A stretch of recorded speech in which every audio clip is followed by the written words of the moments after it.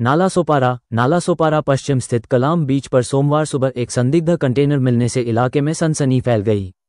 ये container HPCU4 88,919 क्रमांक का है, जिसे मॉर्निंग वॉक पर आए स्थानीय नागरिकों ने देखा और तुरंत नालासोपारा पुलिस को इसकी जानकारी दी।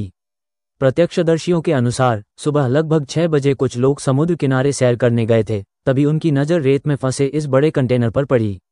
कंटेनर के पास कोई सुरक्षाकर्मी या जिम्मेदार व्यक्ति नहीं था, जिससे लोगों को शक हुआ। उन्होंने बिना समय गंवाए पुलिस को फोन कर इसकी सूचना दी। सूचना मिलते ही नालासोपारा पुलिस की टीम घटनास्थल पर पहुंची और कंटेनर की घेराबंदी कर दी। फिलहाल कंटेनर के अंदर क्या है, इसकी जानकारी नहीं दी गई है। बम निरोधक दस्ते और फॉरेंसिक टीम को भी एहतियातन मौके पर बुलाया गया है। पुलिस अधिकारियों का कहना है कि यह कंटेनर समुद्र के रास्ते बहकर यहां आया हो सकता है या फिर किसी शिपिंग कंपनी से छूट गया होगा। कंटेनर पर अंकित नंबर के आधार पर उसकी असली पहचान और मालिक का पता लगाने की कोशिश की जा रही है। काय सांगाल सर, हा नेमका कंटेनर कधी आलाय आणि काय नेमकी माहिती आहे? आम्हाला माहिती मिळाली की कळंब बीच येथे एक समुद्रावरती कंटेनर तरंगत आहे। त्यानंतर आरणा सागरी पोलीस स्टेशनचे आम्ही अधिकारी अंमलदार इथं तात्काळ घटनास्थळी हजर झालो।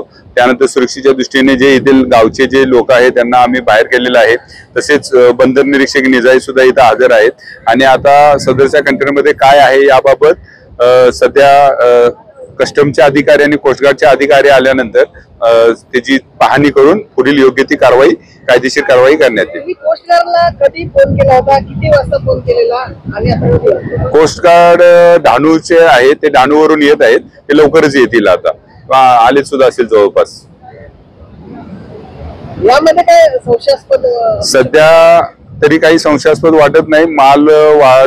माल जहाज वाहतूक जे आहे त्यातून तो कंटेनर पडल्याची शक्यता वाटते। तरी पण आपण सुरक्षेच्या दृष्टीने योग्य ती खबरदारी घेऊन सदर कंटेनरची योग्य ती तपासणी करण्यात येणार।